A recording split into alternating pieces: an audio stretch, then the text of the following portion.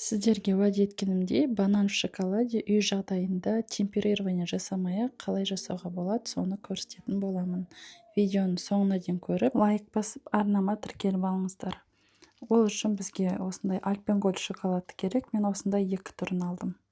Осы екеуін қазір бөліп осы кондитерский пакетке салатын боламыз. Осылай салып дайындап алғаннан кейін ыстық суға салып, біз бұны ертеміз.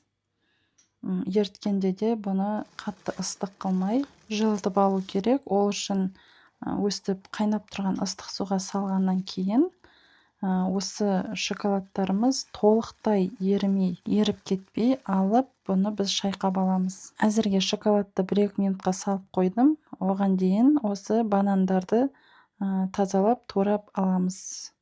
Бұл банандар менде холодильникте тұрды, 3 сағат бойы сұп-суық күйінде тұр. Сіздер морозилкаға салып 5-10 минутқа мұздатып алсаңыздар болады.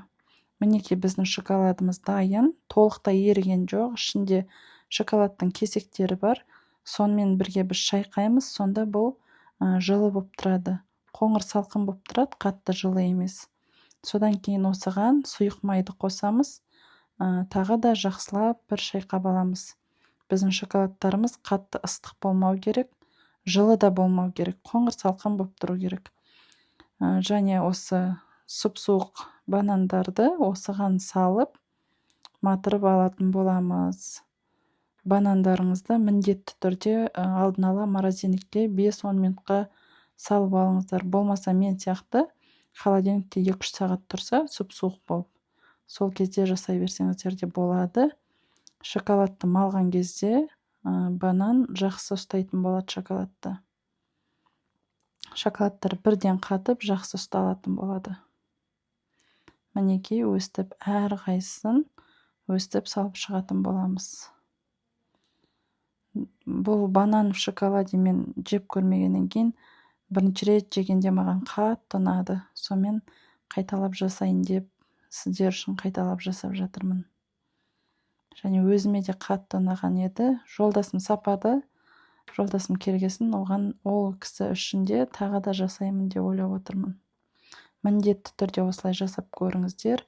Бананның шоколады қатып, әдемі болып шығады. Және тістегенде шоколады қытырлап тұрады. Мінекей өстіп барлық банандарды матырып аламыз. Маған 2 банан және тағы да жарты банан қостым, бірақ оны шпажкаға салған жоқпын, шпажкам жетпеген себебі. Әшейін шанышқымен матырып алдым. Мінекей біздің шоколадты банандарымыз дайын. Енді осыны жаңағы кондитерлік пакеттің түбіндегі қалған шоколадпен әдемілеп әсемдейтін боламыз. Мінекей қараңыздар, өстіп әсемдейміз. Сонымен біздің шоколадты банандарымыз дайын. Өте дәмді болады екен. Видеоның соңына дейін көргендеріңізге рахмет.